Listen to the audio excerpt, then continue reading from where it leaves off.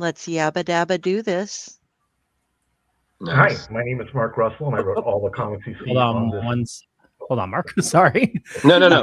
When it's the real you, not promo Mark.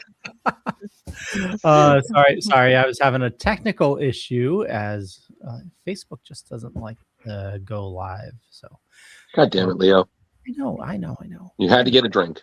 Yep, that was it. That was it. Go. Hi, this is Mark Russell, comic book writer. You might know me from series such as The Flintstones and Superman Space Age, and you are watching Splash Pages.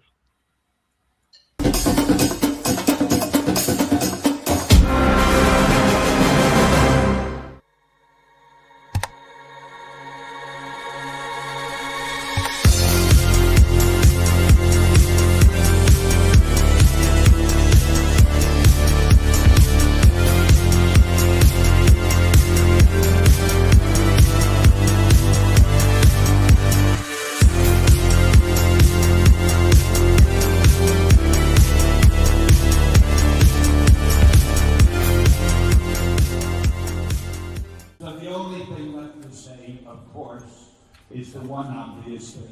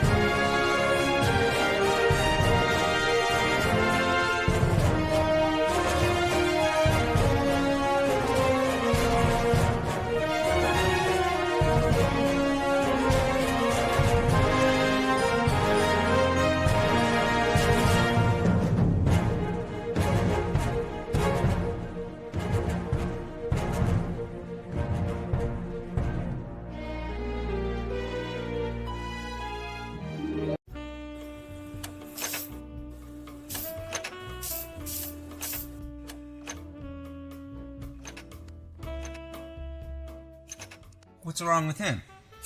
His girl just broke it off. It's her father. He doesn't want her dating a zombie. Why? What are they, demons? She is predeceased.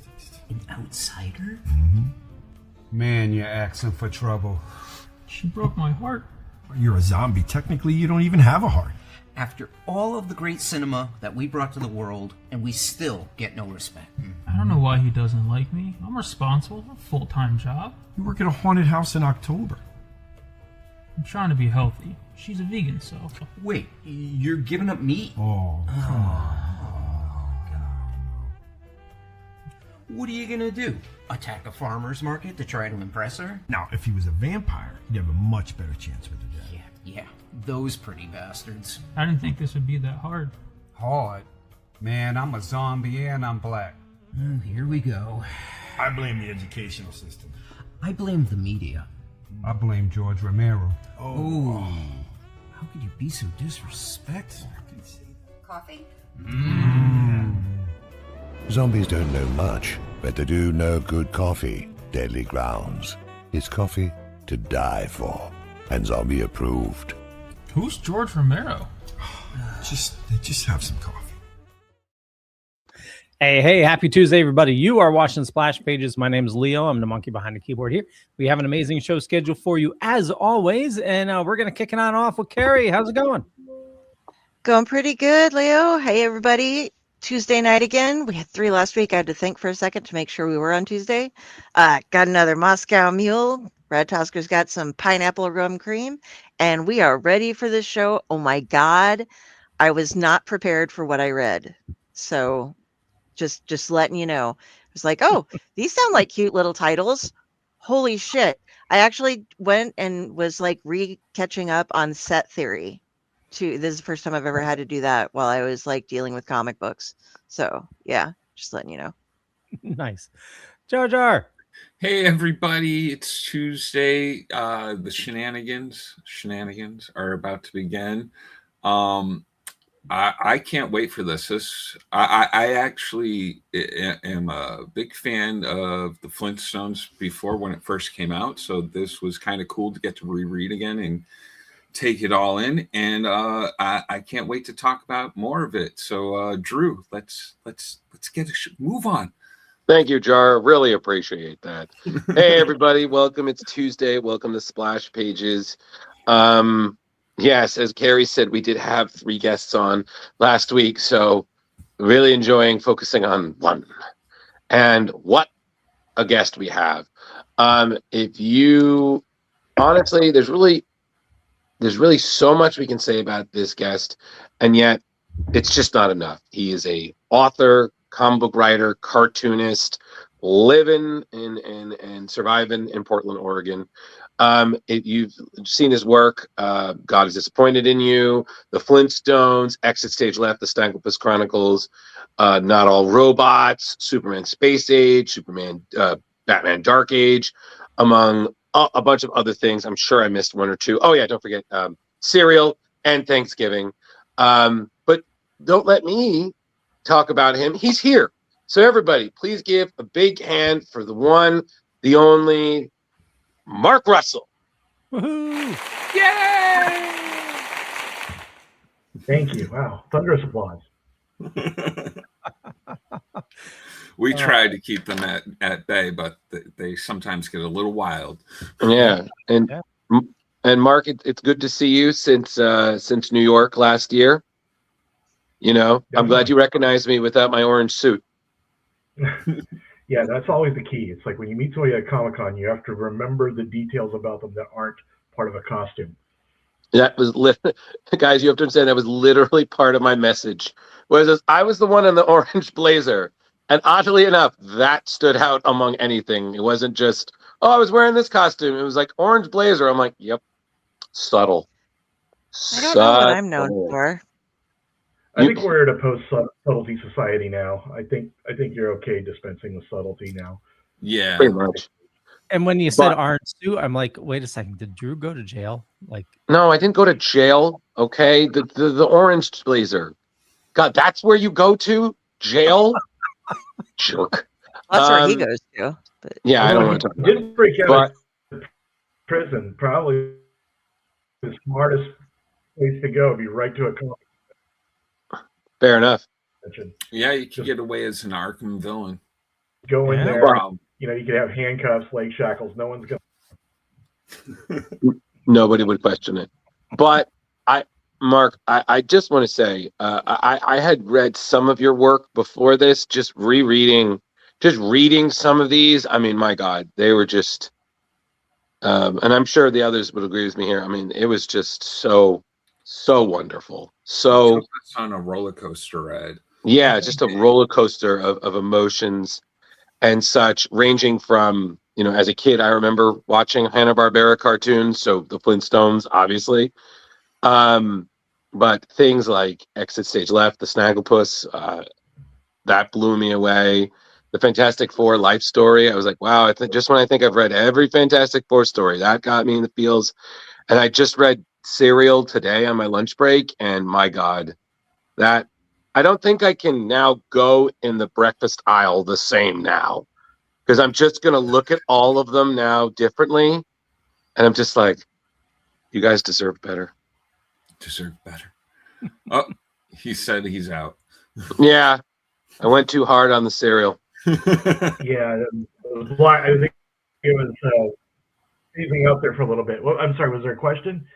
No. Just wanted to say that was just fantastic. All your work was just amazing. He loves to open with praise. Really nice. Yeah. I always feel like whenever I write something, no matter what it is, this was always, for better or worse, the best I could do. Now, were you a Flintstones fan? Yeah, I know everybody at once. We're obviously you were probably a Flintstones fan growing up. I mean, not really. I did watch the cartoons like everybody else because they were on after school, but I think that's kind of the only reason I watched them, because they came on at 4 p.m. when I got home from school. And it wasn't until I started writing the comic, I tried to do research and rewatch the old cartoons, and I realized just how much I did not enjoy them, how much I did not like the old cartoons. But then, Wow. in a way, I felt like liberated to make my own thing. I felt like the work, and this is a lesson I've sort of like taken to heart since then. Is that the last thing anybody wants is a tasteful homage. You know, even if you're doing something a remake of something that you really loved, you should always not be too respectful of it. You should always think about the ways in which you can break it and recycle it and make something new and something that's more your own out of it. Well, that you definitely did, and you say recycle. Uh, please don't recycle Dino like that. when Oh no, not Dino. yeah. When Fred gets Yeah, he Dino, was all literally recycled. yeah. We were gonna recycle him later. Well, the thing that really blew my mind was, like I said, I grew up watching the same cartoons. One, I never thought I'd see Great Gazoo. The way that you portrayed him, I was like, oh my God, because I'm thinking, the annoying little pest that bugs Fred Flintstone. So I'm just like, like the second, I'm just expecting him just to pop in and just, oh, hello there, dum dum. I'm just like, what? But just how you just redefined everything. Yeah, well, It was amazing. And especially like well, you thank gave you. new meaning. Oh, sorry. When I was going, You were saying. I was gonna say like when I was going through, I was trying to think about why these characters are there. And I know that when they were making the cartoon, the reason why he was there is because they stole him from another popular TV show, My Favorite Martian. But I thought, well, why would the Great View actually be there in that universe? And the only thing I could think of is like, well, he was sent by an alien civilization to sort of observe the human race, and it's like, well, what would they want to be observing about somebody with a species that was just beginning to establish civilization? And then it occurred to me, well, it's probably because they know that this is like a big red flag, that every time a species begins to start its own civilization, it's probably going to die out pretty soon. So they want to come and like place betting odds on human species. Well, And Joe, oh my God, right. you made it into such an emotional, like just tragic episode. That the post-war stuff and everything, I was just like, oh my God, I'm like crushed over this. And again, no offense, but when Drew first said, we're reading Snagglepuss and the Flintstones, I was like, oh, that sounds like fun. I'm a horror girl, so I'm like all about the like weird, hardcore, intense stuff. And you gave me such feels and just such intensity in the story. And I was just like, holy shit, I'm reading the Flintstones more and more now because this is amazing. And just thank you for doing that. And what each issue seems to have, like its own kind of thing with callbacks to other stuff. But how did you come up with some of the ideas that you had with like changing the club where they all hang out into being like a VA club and stuff? Well, sort of like with the Great Gazoo, I wanted things to be relevant. I wanted the things to just not be that were, famous details from the cartoon series to have a reason for being in the comic. And in the '60s when they made the original cartoon, a lot of guys belonged to these like sort of gentlemen's clubs, or like the Lions Club or the Rotary Club, where basically places where they were semi-philanthropic places, but they really just went there to have a beer and hang out with the guys and maybe eat a steak. But that they don't really have those anymore. Those are kind of dead organizations. So I mean they do, but they're not really relevant. But what was relevant in 2016 when I was writing this was a lot of people coming back from wars, a lot of men coming back from having fought, in Iraq or Afghanistan.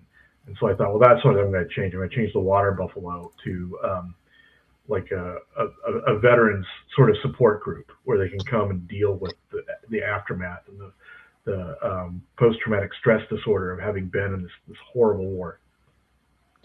And just redefining the famous slogan "Yabba Dabba Doo." Like, honestly, All right. yeah, that just broke me.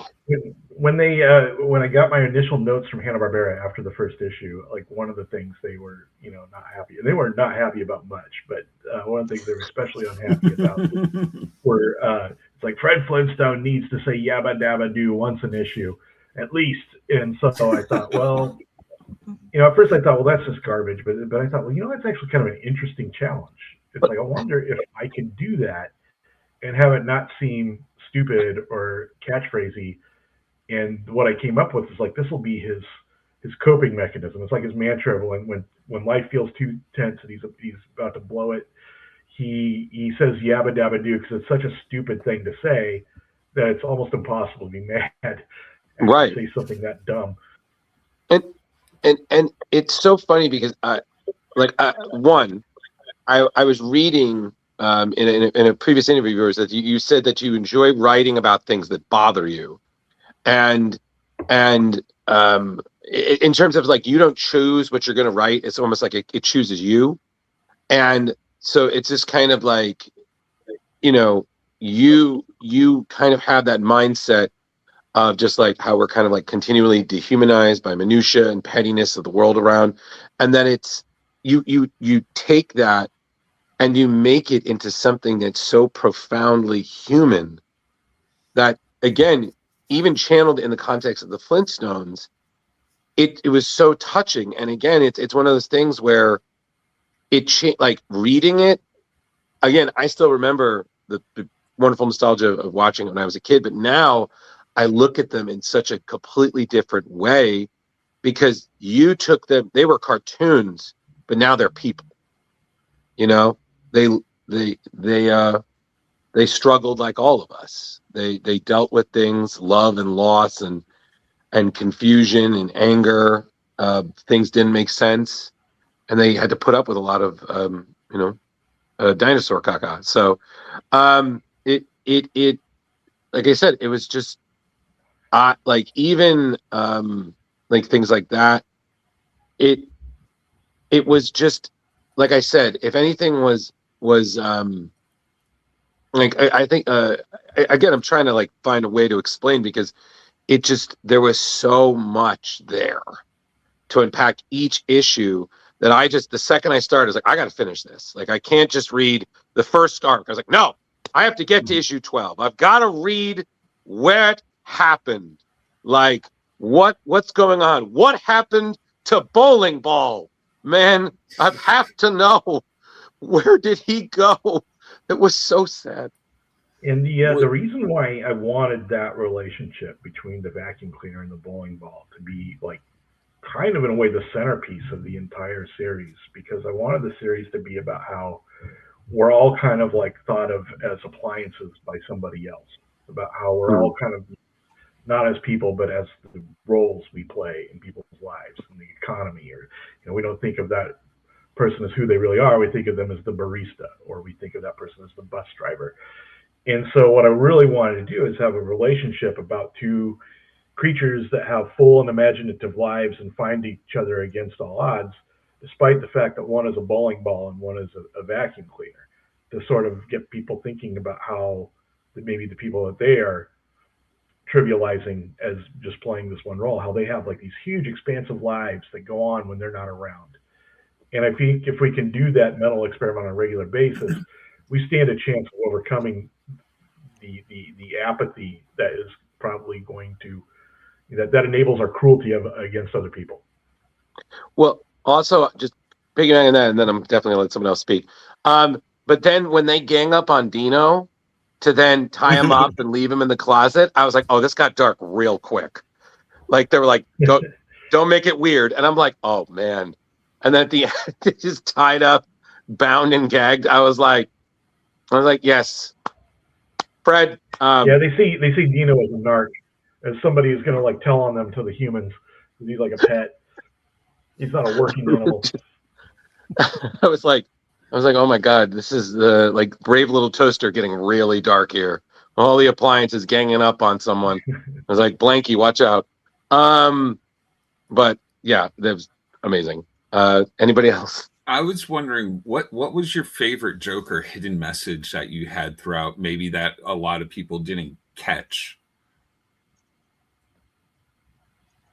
Well, yeah, one of my favorites things that we did, one of the first things I did for the series was, in fact, when I before I did anything else with Steve Pugh, the artist, I sent him a page that was just listing all the businesses that are in Bedrock, and they all have like funny names. Like there's a gay bar called Homo Erectus. There's they were so good. Like a art gallery called the Pleistocene, and there's like a restaurant called the Outback Snakehouse or Starbricks. And I just wanted to see what he would do with just these business names. And that was the first thing he ever drew for the Flintstones, was that 2-page spread where you see the town of Bedrock, and it's got all the layout of all the business. Because I thought, okay, one, if he's okay with this, then I know I've got an artist who understands the sensibility and is going to get the rest of the series. And two, it just helped me to see a map of the town at the very beginning to know how this was all going to sort of play out. Right. It's like, okay, this helps me visualize all the themes that are going to be coming out in the series. Whammoth, Bammoth, thank you, Mammoth. Actually, one of my favorite jokes that you did, well, not jokes, but you kind of took it and threw it back at homophobes and stuff, was when you brought in Adam and Steve. I thought that was just hilarious and like a really cool way to explain the marriage stuff and everything, and how they came in as like have been around since the Stone Age and before that, and it was just really good stuff. Don't forget how he called out the vitamin. Yeah. Oh man, that did not go down well. Much like the Flintstones vitamins themselves. As someone who very mad at me. As someone who enjoyed those as a kid, I laughed at that so hard because I was like, "Aw," and then he was just like, "What a scam!" I'm like, "Oh damn, oh damn." I just got that. Now I'm like, I got that. I used to eat those vitamins the same as everyone else because it was exciting. It's like, oh, I got a Dino. Oh, I got a Barney. But they always tasted awful. I mean, I don't know. I mean, maybe they made them taste awful intentionally so you knew you were taking medicine. But they always kind of tasted like Duracell batteries or something. It was just they were not good. So what I'm hearing is at Warner Brothers, you weren't one of their favorites. They were like, No, I mean, it was not so much Warner Brothers. I mean, it was kind of Warner Brothers. It wasn't, DC was solidly behind this. I have to say, everyone at DC was super supportive of the Flintstones, got the vision, and were 100% behind me.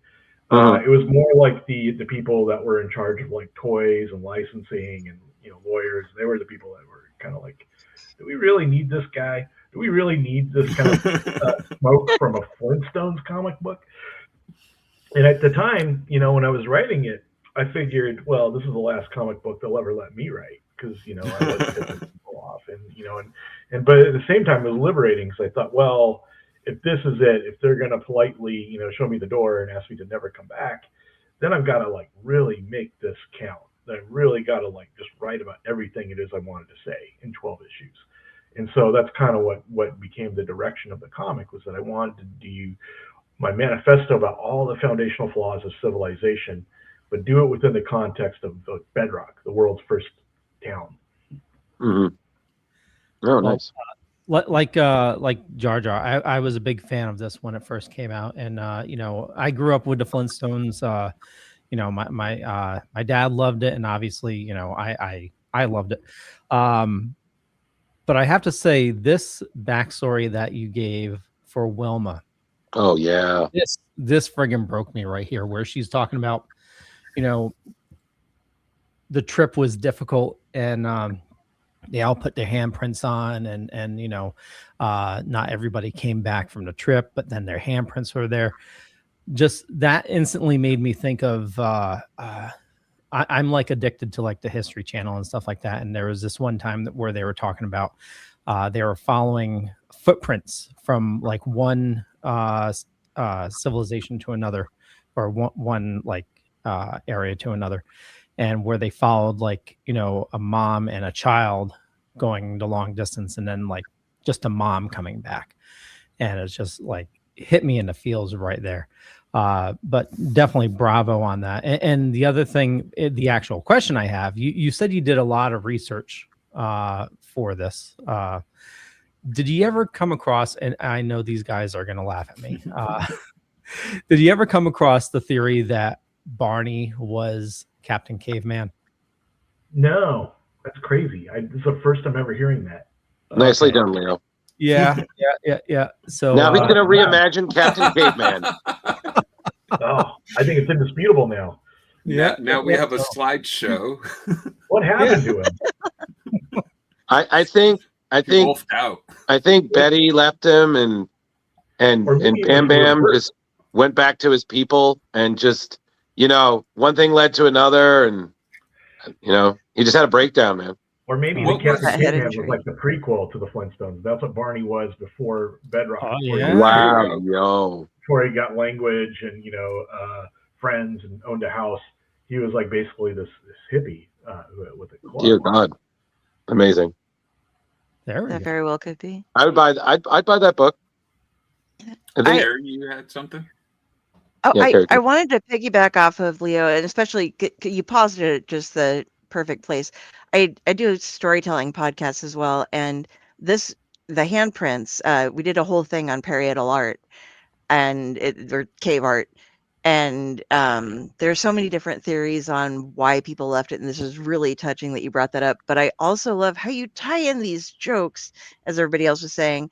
But like, you know, her first thing is like, I'm going to name this one Handprints. And you know, initially it's like, that's so funny, you know, when you're reading it, and then you see the story, and it's like, oh man, but it's good. It's a good oh man. But then you guys, okay, so Power Goat Biznatch. That I think that was all these different little throw-ins of things, like the Space Oddity, when you have like the references to Major Tom, and when the can opener is brushing his teeth with Falcon Crest toothpaste. You just nailed all these little subtle things, and I love you for that. At one point, I think I was just on a mission to squeeze in as many sort of like puns and inside jokes as I possibly could. You did so good, sir. And 12 while issues. I'm in the middle, so good. While I'm in the middle of a praise stump, I'm gonna hop in. We posted this up on Reddit, so we had a couple people that had written in to either let you know something or ask a question. The first person, Orion Links Comic, says Mark Russell is the best writer on satire and comics right now. He can really bite his teeth in something, if I'm honest, but still has a heart and soul when it comes to how it feels to be stuck in this absurdity. So thank you. That's very nice. It's very sweet. There's like a thing that George Saunders said once, the author, and it's become sort of a North Star to me, where he said that humor is just the truth faster than you expected it. And that's kind of what I want to do with satire. It's not so much making fun or, you know, exaggerating something. What I really aim for when I'm writing something that I think is funny is to say something as bluntly true as I possibly can, or to say something unpretentious about something that's, you know, that's going to crumble the moment somebody says it. And I feel like, to me, I don't even know if I'm even really intending to write satire. I think what I'm intending to do is to write something true, and that people don't not give people the time to really think about it, other just to sort of accept or not accept whether or not it's true on the moment it's said. I had a sociology professor, Dr. Jim Farger, and he had all these laws of sociology and stuff. And one of them was Farker's law of science fiction, it's always happening now. So whatever you're reflecting through a different lens is actually just your take on kind of like what the worldview is, or something that people need to learn to deal with, and they aren't doing it quite right, you know? Oh, Like he used absolutely. enemy I mine as think an example for racism, but yeah, go ahead. Sorry. Yeah, I think all science fiction is on some level a work of satire. So it's commentary about the present. Not that it's funny per se, but that it's all commentary. And I feel like also it's a great source of commentary because you can talk about things that people otherwise would not want to talk about without them getting defensive about it. You know, you can talk about like Star Trek did. You can talk about racism, or you can talk about imperialism or whatnot without making people upset. Or, you know, somebody in like segregated Alabama can watch an episode of Star Trek and not get upset, even though it's about segregation or something, because you put it Right. on another planet, because you put it in the future. You're getting a ton of praise from us. I just wonder, was there the same kind of negativity that also came back? Because people today seem to have a problem with everything, and I can just imagine. I know this came out in 2016, but even like with Snagglepuss and stuff like that, where people are like, oh my God, you've made this too woke, or anything kind of crazy like that, or have you? God forbid, have you Yeah. gotten I like mean, I think I horrible learned threats? it was good in a way though, because it taught me very early on a couple lessons. Like one is like you only make comics for the people. You make comics or anything for that matter for the people who like your work. There's no point in trying to change what you're doing for the people who don't like it, because they're not going to buy it anyway. You're better off writing something that like a few thousand people really love than you are writing something that a million people are just kind of like, yeah, okay, whatever. There's no point in mediocrity at all. So if people are really hating on it, which has happened pretty much every time I've written anything satirical, it's a good sign that other people some other people actually kind of love it too.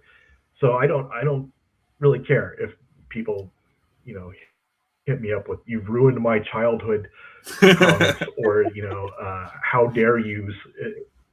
As long as I feel like the other half of that equation is out there, there's people like, oh my God, this was written just for me.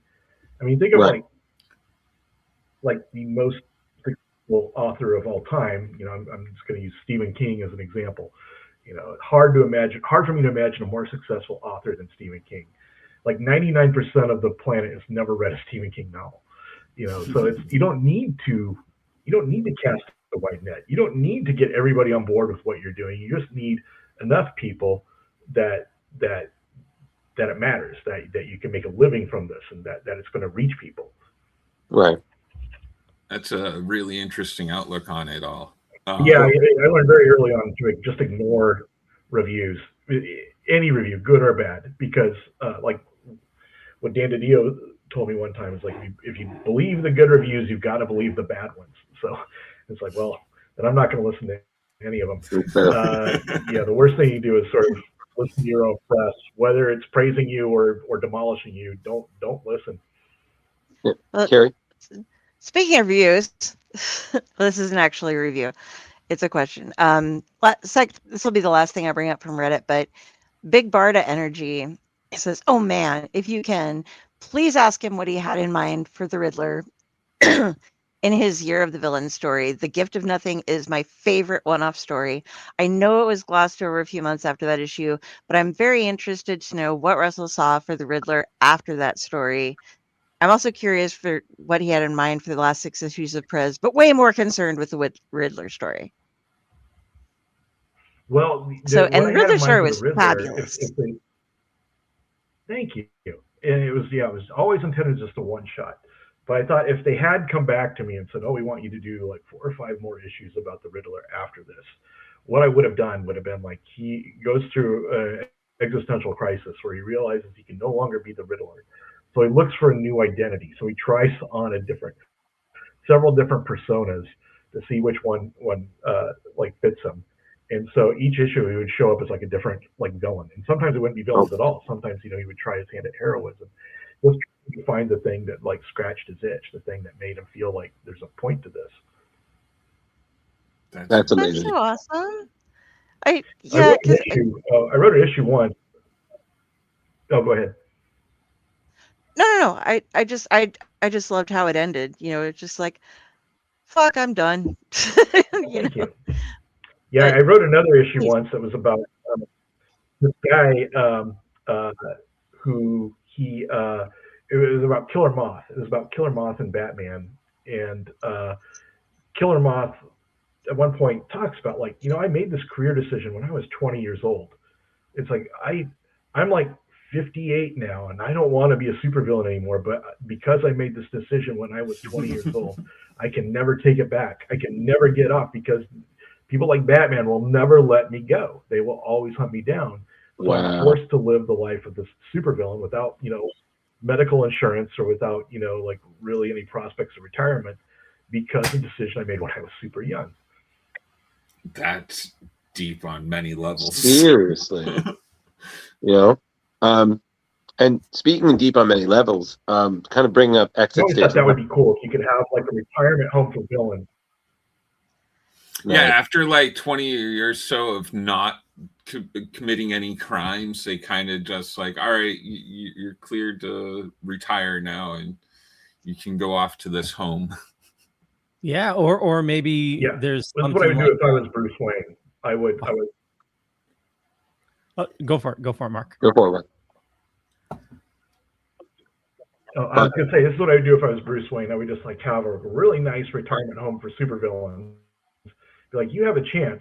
You come retire here. You're not in prison, but you have to completely give up, your persona, your criminal persona, and you won't be arrested. You can live out your rest of your life as a normal person, open to like non-murderers, non-monsters.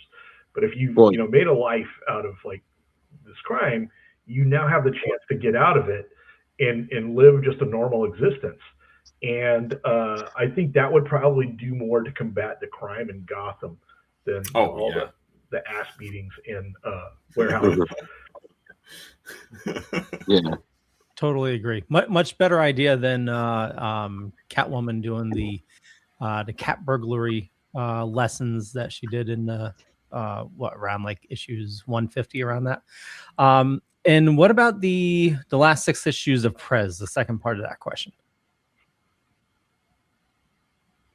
Well, I don't want to preempt anything, but we have not seen the last of Prez. There's going to be some more Prez. I won't say much more than that, but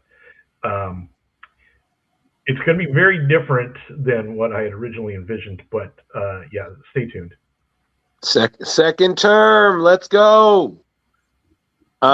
Got a lot of fuel to work with these days. A lot going there, but something I definitely want to ask about is the exit stage left, Snagglepuss. It was, my gosh, amazing. And correct me if I'm wrong, it started by you posting imaginary dialogues between Snagglepuss and Huckleberry Hound, sounding as Southern Gothic playwrights or novelists on Facebook, and then it was a colleague / friend of yours, Marie Javins, who was like, "You should make that into a comic." Right? Something like that? Yeah, she is now the editor-in-chief at DC Comics, but at the time, God, amazing. She was just, an editor at DC Comics. But yeah, it was just sort of like just writing these funny little, or at least what I thought were funny little dialogues on Facebook, like with Snagglepuss as like Tennessee Williams and Huckleberry Hound as William Faulkner, just sort of having these conversations about their mothers and stuff. And I thought it was funny, but Marie, being an editor at DC and them having the rights to the Hanna-Barbera stuff at the time, just flat out, she just contacted me out of the blue and said, by the way, your Snagglepuss comic has been approved. And I had never pitched a Snagglepuss comics. That was news to me, but I thought, well, now I better write one. And so when I started, sat down to actually come up with a story for Snagglepuss, I wanted to build it around, the few things I knew about Snagglepuss. And the one thing I knew about Snagglepuss was that he was a gay icon. Like, yes, well known and beloved in the gay community. And the other thing I know about Snagglepuss is that he has a background in theater because all his catchphrases are theater based, like Heavens to Murgatroyd, Exit Stage Left. They're both theater things. So I thought, okay, well, what would cause him to have to leave that career in theater to go into cartoons? And I thought, oh, maybe it was probably just a lavender scare thing. He probably got hounded out because he was gay. Well, and then on top of it, correct me if I'm wrong, but when you pitched the idea, DC didn't, you were afraid, oh, they're going to, no, they're going to say, or decline. They were like, can you put more Hanna-Barbera characters in? Yeah, I was a little nervous because even though they had pre-approved it, I was a little nervous that when they actually read what it was about, they might second guess the idea of putting this to print. But yeah, I was shocked because their feedback was like, well, we got all these other Hanna-Barbera characters too. We'd love it if you could work some more in there. So yeah, that's why people like Augie Doggy and Squiddly Diddly. I already forgot his name. Squiddly Diddly. And all other sort of. When are you going to have another comic where Squiddly Diddly and Piggy Guggenheim are in the same issue? Or you have Marlon Brando and you've got, Augie Doggy. Exactly. I mean, hell, even Peter Potamus, I was like, I'm done. Like, Oh yeah. Forget Huckleberry. I was like, oh my god, it was so quick draw. Okay. The way that you did everything, though, like, okay, again, I said at the beginning, I had to restudy my set theory. Like, I know set theory. I've gone through the Russell's paradox before. By the way, was that just very convenient for you, or have you been trying to fit that into something all your life just because of the name? I try to tell people that it's named after me, but it's not true. But no, it was something that I was thinking about, like at the time. But yeah, things have a way of leaking in, like leaking into what I'm working on. But I thought it fit so perfectly because it is about how there really is no order to the universe except for the one we impose on it.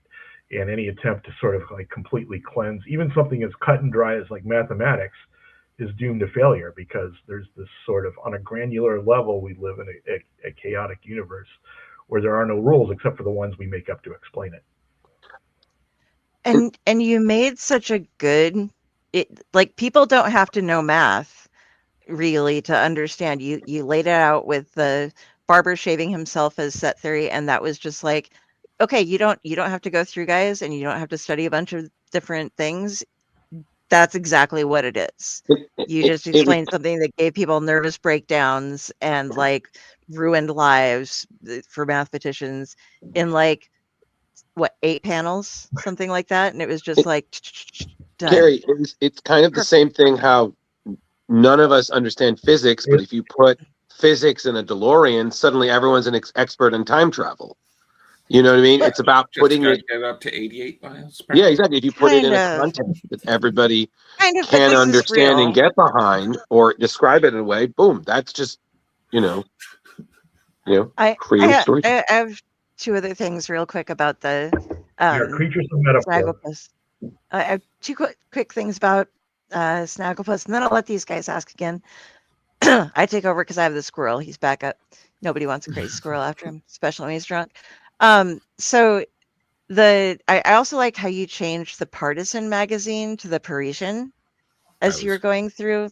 That was okay. I lied. There's 3, and the Nighthawks setting where it's like Edward Hopper had said that Nighthawks painting was just to display the loneliness of being in a large city, and then you took the setting and had it empty and then put them in, but it's still where that's where Huck is like saying like, I thought I wouldn't be lonely when I came here, and I still am, Beautiful. I hope everybody, if you haven't read it before, read it. If you don't catch these things, go back through and catch them again because they're great. And the most chilling thing in this entire comic to me was, and it was beautiful, by the way, the whole thing, but was the couple that are going out on their date, and he's like, "Oh, I brought mints. Oh, you flatter me so much." And watching on TV like, "Oh, it was a grave decision. Ha ha ha." And you keep thinking, "Oh, we have these tickets. They're going to see Snagglepuss's play or something." And they're going to see the Rosenberg's execution. And Stunning. I just like I had to go It's true. They back did sell and read it They did again. sell tickets to the Rosenberg. Oh my God! Did they? I did not had to know go that. back and read that, and I was just like, "What the fuck? This is just insane." And you really like that wasn't a like make me cry. That was like an ice cold knife in the heart of a yeah, that's how things are though. They bring the children out And to part watch of it, the part of what criminals the series hang, is you about know? is about how entertainment is also politics, but also about politics as becoming show business at that point, with like the McCarthy hearings and about like what a dangerous thing that is for. And I think something that's even more acutely true now, how dangerous it is when politics becomes show business. I had one question, last question, and then Jar and Leo, if you haven't ones, then we'll move on to the next subject.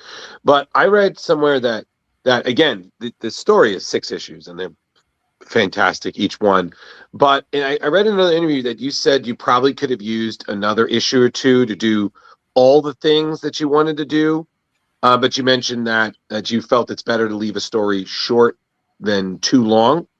Um, just out of curiosity, if you can, what would you have done if you had another issue or two, or what would you maybe have elaborated on more?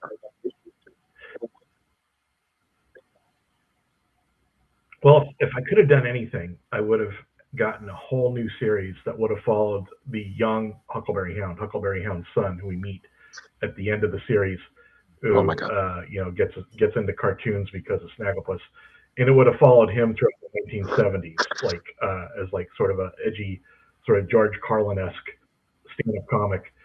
Oh my God! That would have been so great. Oh my God! Yeah.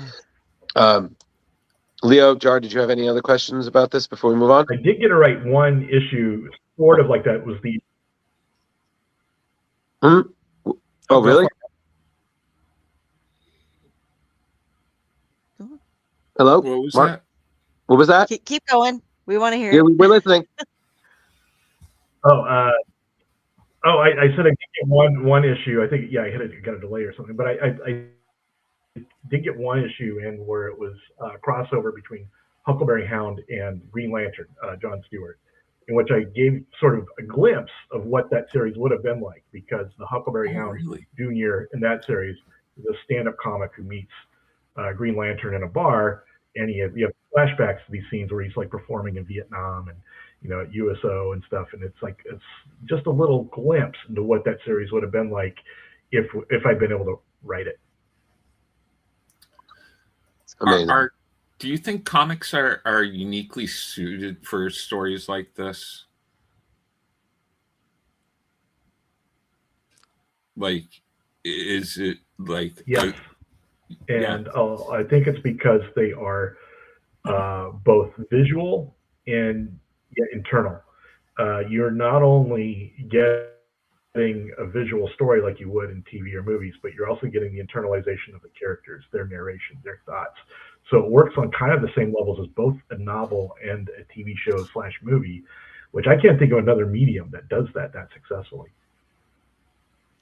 I really appreciate your writing, because it really takes me back to what I believe comics are about. And it's about teaching kind of like life lessons and stuff like that, and showing the good in humanity as well as showing the bad. Teaching you what's bad and what's wrong and what's right, and not teaching you exactly, but you can't have one without the other, Jar. Yeah, exactly. Well, moving on to the next thing.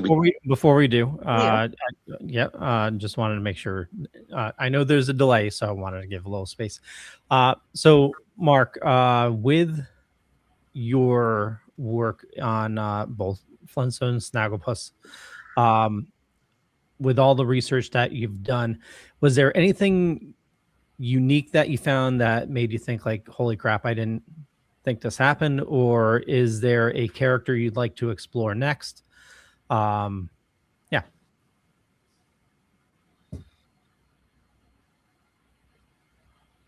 Yeah, I would love to do a series on Scrooge McDuck. I think that would be great, Yo, like a Scrooge McDuck sort of series about gross wealth inequality. That would be awesome. so good. Oh my God, yes. And He's and hot right now. Scrooge McDuck is very big right now, you know. Yeah. So that, yeah, flip that script. Got to call up Marvel. Yeah, no, I can't beat to that. I think a lot of people are doing some of that. Yeah. The next thing that I wanted to talk about was Fantastic Four: A Life Story, which was, as a character as a person who loves history, the way that you molded their origin and ventures with world history was absolutely amazing. I mean, you had Reed brought it into the space race by President Kennedy. You had Sue influenced by ERA and the civil rights movement, how the four are caught in the Cold War.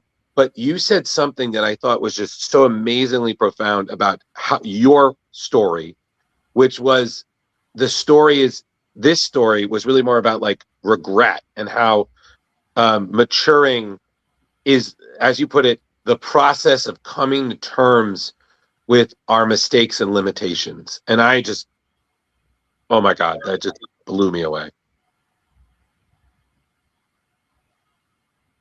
Well, thank you.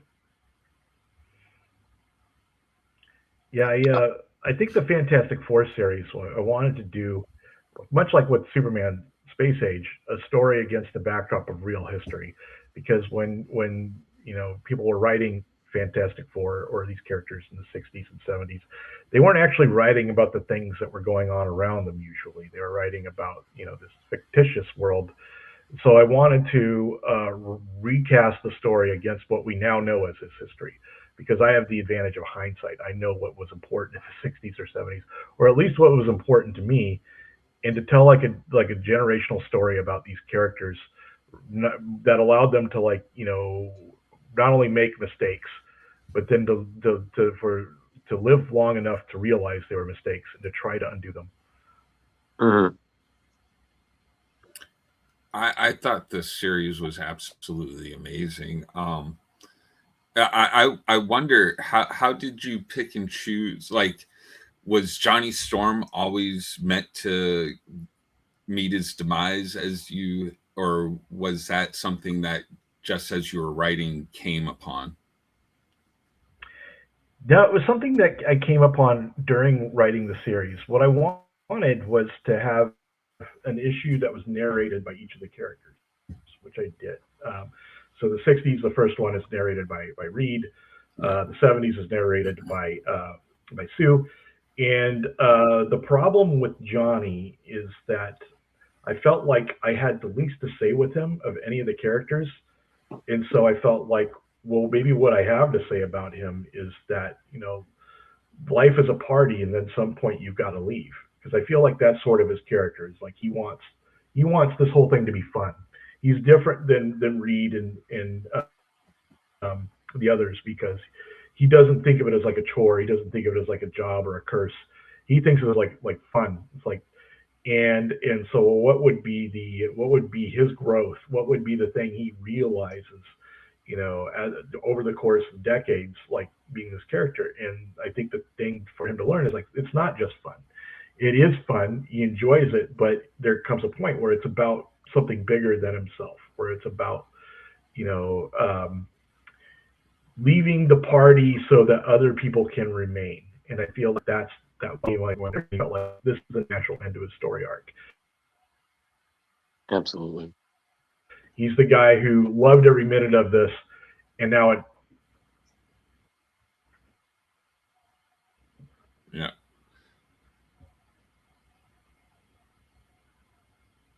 Anybody else? Well, I also want to say, my God, Ben's little nicknames for Reed, all of them. All the verbal dunks, amazing. I thought it was, like very in character, but those little moments where I was like, oh man, pork chop, so silly. My he thing had the in there most is redeeming story too. Yeah. The thing.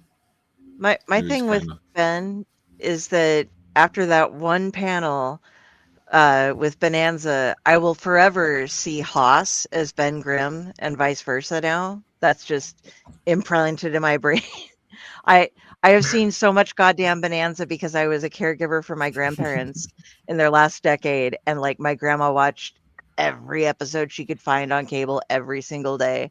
And so I'm just like, Haas, yep. I'm assuming, was he supposed to be Haas? Because that's the only character I can see him as being, and that just the hapless fella. Okay, thank you for confirming that.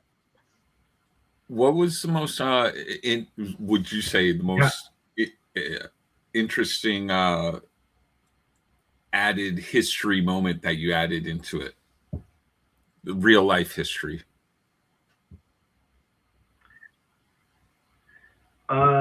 The one that sort of I think was the hardest, where I thought, okay, this one is kind of like maybe I'm pushing the envelope too hard, but I thought it really worked with the way it ended, was the scene where Johnny is talking to the Holocaust survivor at the United Nations, and it's based upon an actual real incident, not with Johnny obviously, but like it's from an incident of Viktor Frankl, from Viktor Frankl's book Yes to Life. Where he talks about how he survived the camps precisely because if you go to the electric wires, they will kill you. If you don't, then the dogs will kill you. And so it was like sort of like the fact that like he felt like he was going to die either way gave him the strength and the liberty to walk between the two and find a way to live. And I feel like that was like a pivotal moment in Johnny's sort of personal growth and understanding that we're all kind of in a way doomed, and that is what gives us the license to live. Oh, that was... you tore my heart out during this series. So that was another interesting. Go ahead, Drew. No, and also the thing I loved is kind of what life story, like the life story ones were about. It was about seeing them grow older, and kind of wisen in certain regards. Like one of my favorite moments was seeing Franklin grow up, because comics sometimes I feel like they're caught in that weird time limbo of like, I think Peter Parker's been like 25 years old for like 60 years now. I'm like, oh my God, like he can get to 30, guys. It's okay. He can wake up and his limbs are cracking as he's waking up. But seeing Franklin as a dad was just... Well, that was cool too, because he used Miles. So Spider-Man even aged out and Miles was brought in. It was really interesting. But the whole thing with Reed and everybody getting older, it just it really did carry a lot of your messages about, in my opinion, about how family is, sometimes certain families are like, everyone survived something horrible happened, and that's what it is. It's not always like, okay, the family whom you're related to. Sometimes it's your found family, people that there's perhaps something that you all enjoy, like perhaps a profound love of comics that you just meet every Tuesday and possibly Wednesday and Saturday to just talk about, and whatnot, some sort of fantastic quartet of individuals. Is Drew having a breakthrough here? Is he calling us family? No, I'm calling. Although I do feel, he's calling for a therapist. Leo, I do feel we have to tell Mark your Fantastic Four story, though. Oh my God! I couldn't find my shirt. I tried so hard to get my shirt, and I couldn't find it. That's all I thought about while we were reading it. I think you'll get a laugh at this. So who wants to tell it? Do I have to tell it or? Go Tell ahead, it this Drew. time. It's your turn. All right. So Mark, we were doing on our network. There was a show, and Leo was on, and I don't know if it was a joke or if he profoundly had just a brain freeze, but they were talking about the Fantastic Four, and Leo, how did you say it? It was you just pretended like you didn't know who they were. Like who? This is blown up way out of proportion. It was I didn't know their full origin story. I didn't know they stole the ship.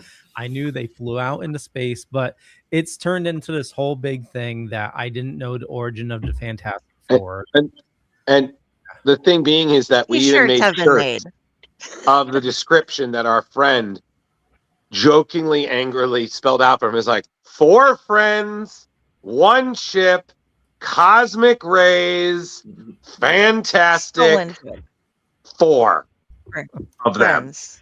Fantastic 4 friends. But So- thank you, Brandon. I love my shirt. This was my favorite origin so far. So anytime we read a Fantastic Four story, Leo has to eat a nice dose of Aunt Petunia's lasagna, if you know what I mean. It's lasagna. So, but again, Delivered us. yeah, but seriously though, I mean it was just fantastic. Again, all the changes you did, it really felt like we were experiencing the characters for the first time. That's how I felt. It wasn't, it's another Fantastic Four story. I was like, no, it's not. It's them. It's not them.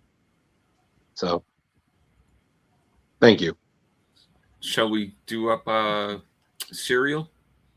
Oh God, yes. I want to know the pitch. Yeah, I mean, it's going to be different, I think. Actually, go ahead. Leo, The I pitch sent you a process? picture. If you would like to pull up that one picture that I sent you, I believe I this think is Mark was kind talking. of your pitch. Oh, sorry. You were saying, Mark?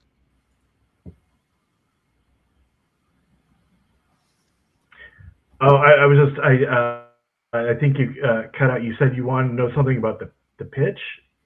Yeah, Was for that it? cereal. Yes, the pitch for cereal.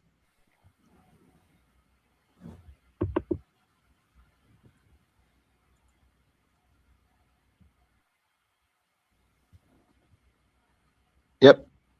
Mark, can you hear us? Oh, okay. Yeah. What's the question? Okay. Yeah, we just wanted to know about the pitch for cereal. It seems the delays are. I'm sorry, causing... everyone's frozen. Oh, the pitch for cereal. Okay. Yeah, so the pitch for cereal was that I wanted to do something using the cereal monsters, but in sort of a Game of Thrones like universe. And again, this is also something that began on Facebook. In fact, I was writing this before I was ever in comics. Like I was writing these sort of like little macabre stories about Count Chocula or Captain Crunch and Frankenberry, and about how they were all betraying each other. And again, my guardian angel, Marie J, on Facebook, and thought to herself, well, this guy should be writing comics. And that's, when like I got the call, if I'd be interested in writing Prez, which I've never written a comic book before, but I felt like you needed probably a better reason to say no than to say yes. So I immediately, decided to do it, even though I'd never written one before. And I just immediately found that it worked so much better for my brain than writing prose, because I think visually. And then full circle, like 10 years later, I got the chance to turn the serial stories I was writing on Facebook into a comic book. So the thing that got me into comics then ultimately later became a comic book. But I always wanted to be this sort of macabre, dark, very twisty sort of story about the cereal monsters that we used to all watch on Saturday morning cartoons. There was one that I was trying to figure out. I love that. I mean, like I was going through and listing off every single one I could find, and you covered nearly all the who is the older lady with, like, the pink bonnet that's sitting at the table? There's, like, Aunt Jemima, and then the Lucky Charms Oh, guy, and then I think there's. I think one and of them those was supposed to be ladies strawberry shortcake, if I remember correctly, like from the strawberry shortcake cereal. okay, there's just this little old lady, and she says, "Simply Yeah, I dreadful." crammed in every.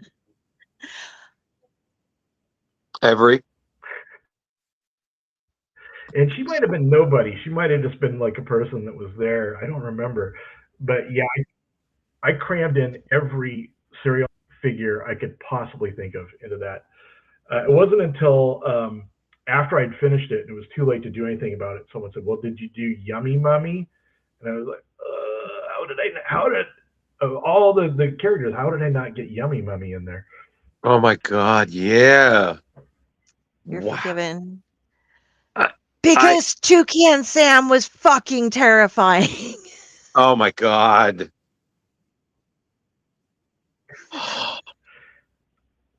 Yeah, I thought about like it would be cool if at the end it never did it because I couldn't really make square the circle. But I thought it would be cool if it turned out that like Toucan Sam was actually the villain, like that he was controlling the general Oh my God. somehow. But like I never was able to really pull that off.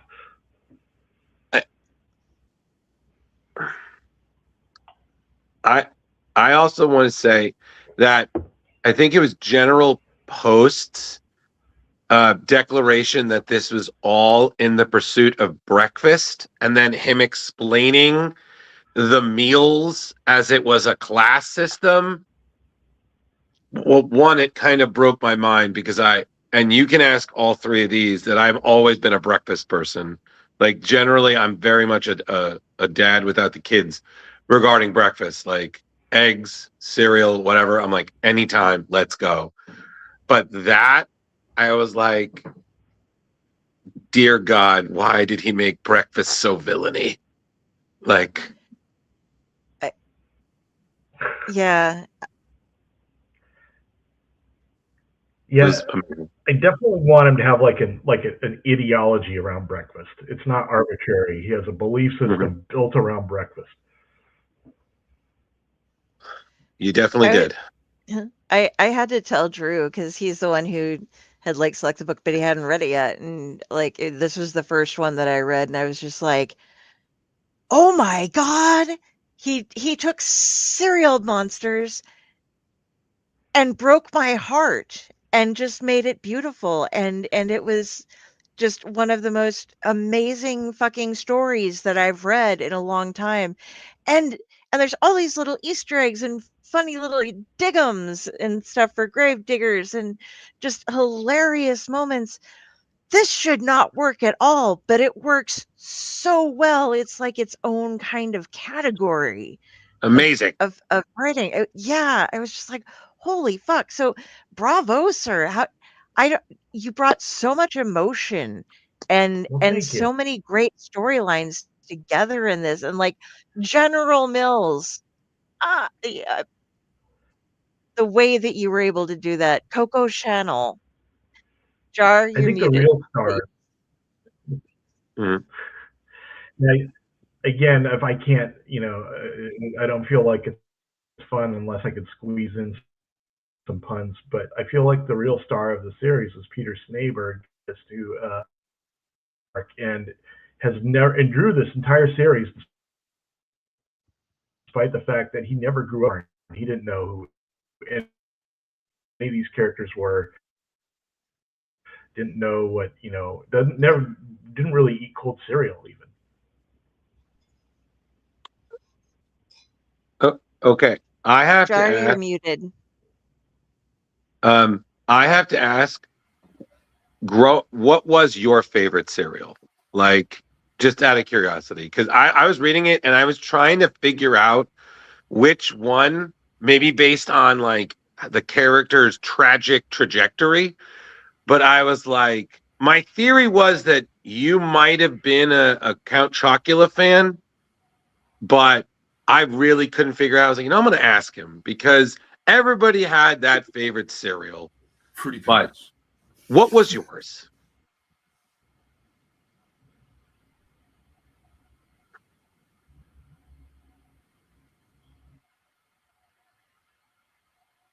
Oh, I think he froze, or we froze on him. The question cut out. What question?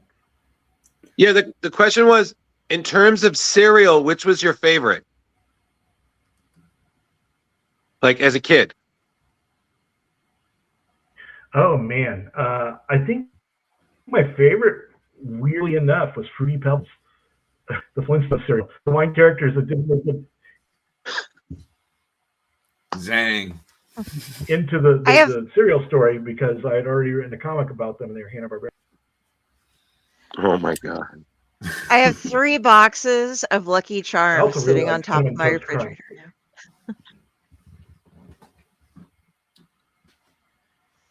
I have So- evil Oh cereal. wow, yeah, you're a true fan. So the big question is, any of you buy the Funko cereal characters? Funko cereal characters? Yeah, you can get the mascots. Yep. Oh, no kidding. Yeah. I think I'd get Captain Crunch and leave all the rest. I think he's my favorite mascot. Agreed. I think I have Captain Crunch and Dig 'em. Dig him. Dig 'em.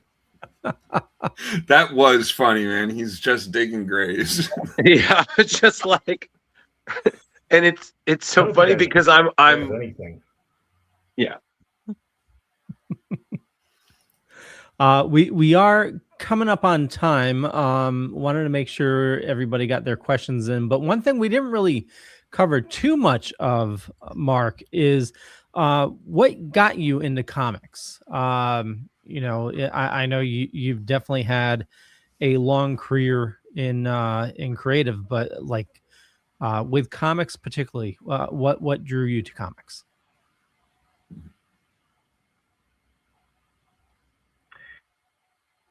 You know, it's weird. I didn't read a lot of comics when I was a kid.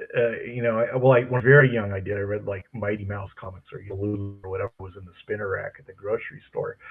And then when I sort of outgrew that, I didn't really read comics until college. And a friend of mine like turned me on to like, you know, Alan Moore and you know, Sandman and stuff. And I realized, oh no, this is like, it's almost like this art form has grown up with me.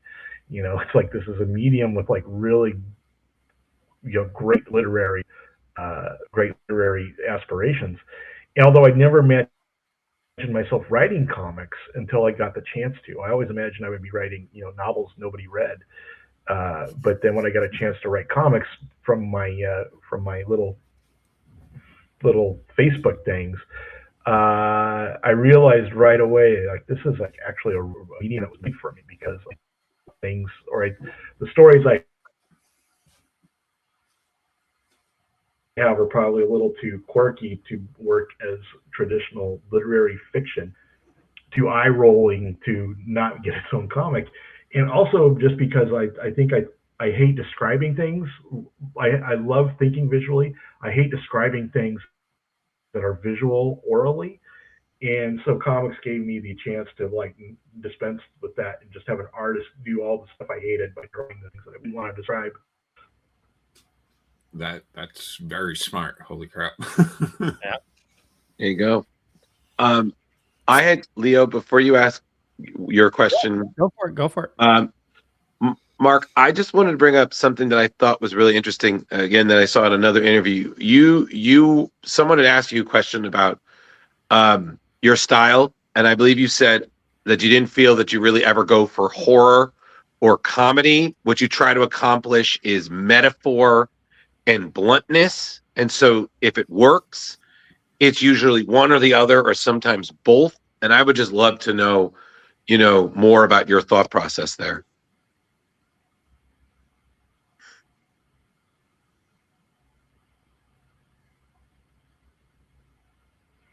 I'm sorry, you'd love to know what?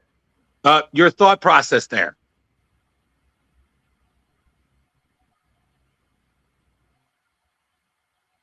Can you hear me?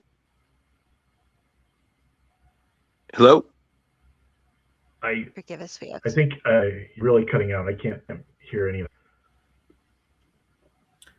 I just had a question about. You said in an interview that you don't ever really go for horror or comedy. What you usually try to accomplish is metaphor or bluntness, and if it works, it's usually one or the other or both. And I just wanted to know, your thought process there.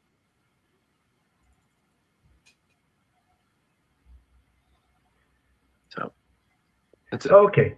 Yeah. So when I'm thinking about something like a story, I want to think about, well, what is this actually about? I mean, I feel like a story's kind of wasted if it's just a series of plot events. It's like, what is it that is causing me to think about this thing? What is it that I'm really trying to say? And until I can figure out the writing about behind the plot, I don't really think I understand the story I'm writing.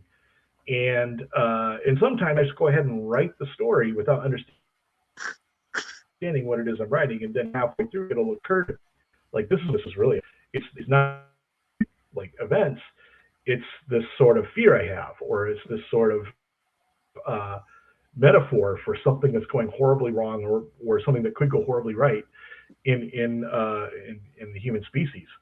And then I rewrite it with that in mind. Now I know what it's about. I'm going to go back and rewrite it. But I think in a lot of ways, when I'm writing, not really understanding 100% what it is I'm writing about, that's when it's just becoming therapeutic to me. It's like talking to a shrink without understanding that you're really talking about your mother. Very cool. Okay, I'm good. Kari? Yeah. I just had a quick question. I always love to know when it comes to processes, how different people do their job. And as an author, when you're writing, when you're writing for comics, how do you write your scripts? Does it depend on the artist you're working with? Do you write full scripts with each description in the panel? Because we kind of saw that pitch one earlier, but that obviously wasn't the way you script something. But what is your process when you do your scripting?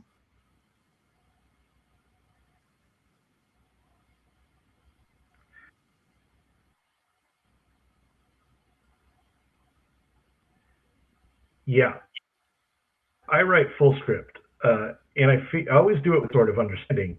The artist wants to abandon it and chop it up into more panels or to fewer panels. They have that freedom. I don't want to like curtail anybody's creative freedom. I think if it's not fun for the artist, it's not gonna look good. If they're doing it thinking they have no freedom or no creative say in the project, it's probably not going to be very good.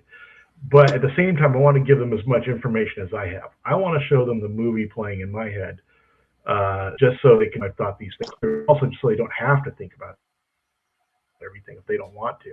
They can think about, like, well, what should this look like? Not about formatting the page so much. But I like writing the full script and breaking the pages down into individual panels, just because it forces me to think in those terms, like what I'm putting an artist through when I'm doing this. I would hate as a writer to be the sort of writer who just says, "Oh, here's 2 pages. This seems like an enormous space battle, with 30 ships blowing up." And to me, it feels like that's just sort of being lazy and throwing unrealistic demand on the artist that you don't understand what you're asking, because you're it's like you're playing with the house's money. Whereas if you have to write each panel, each page, visually breaking it down, thinking about where things are going to fit on that panel and where the balloons are going to go and stuff, then you are kind of like, you're an officer who respects the lives of the people that are serving with them. It's like until you are in the trenches, like actually thinking about what it is you're physically asking an artist to do, then you're probably going to be annoying the artist. And so I would rather at least attempt to break down a page into panels the way I think it would go, so that they know that I'm thinking the way they do about where to put things economically. Nice. And I love that you think about the lettering as well and the placement of that, because some people don't. And then you end up with a kind of a mess going on if it's too text heavy or whatever. So bravo, sir. Thank you. Thank you. So, Mark, we do normally have one last question. When you have some downtime, what do you dork out about? Do you find yourself watching documentaries? You go play tennis? You play video games? What's what's your you time?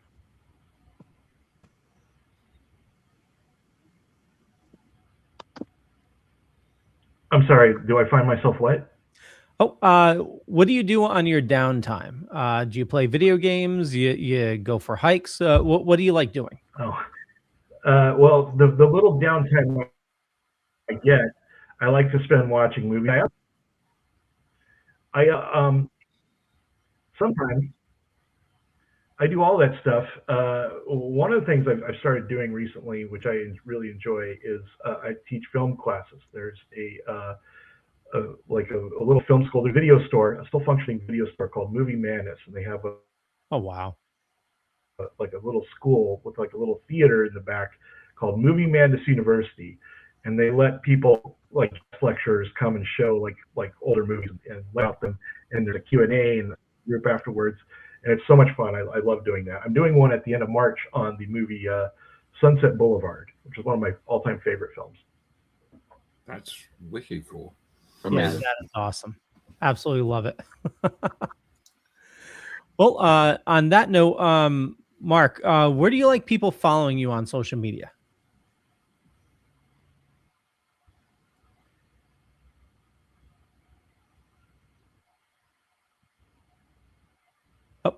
Where do you like people following you on social media, Mark?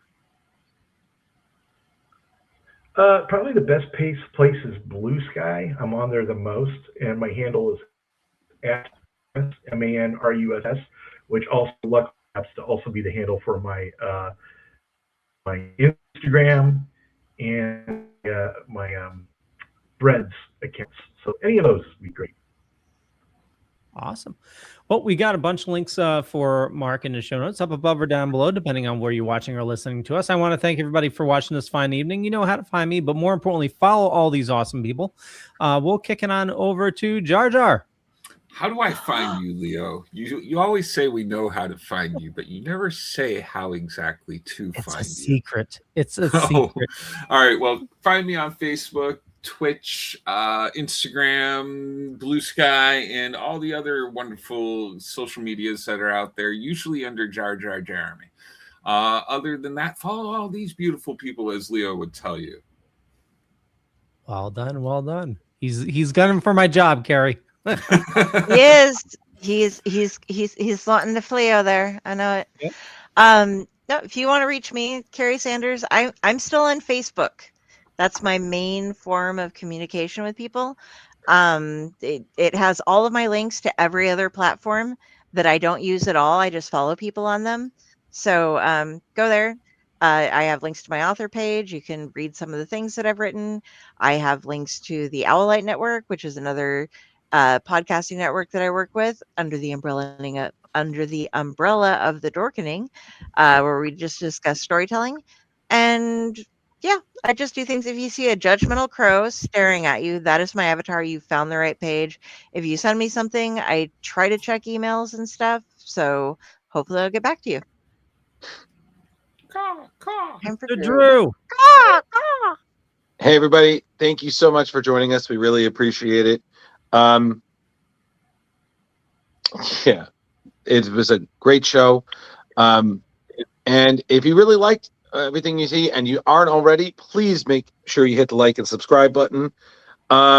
It's just so you can follow us and everything that we're going to be doing every week and such. And definitely make sure to tune in next week when we have the great Corin Howell coming by to talk about her fantastic comic books and everything. Honestly, this is the best way to spend Tuesdays in my mind. So why don't you join in on that fun? Join in. Be part of our Tuesday family. We love you. We miss you, Dylan. You weren't here tonight. So. But thank you so much, everybody, and have a good night. Go read Flintstones and don't let them recycle Dino. Yes.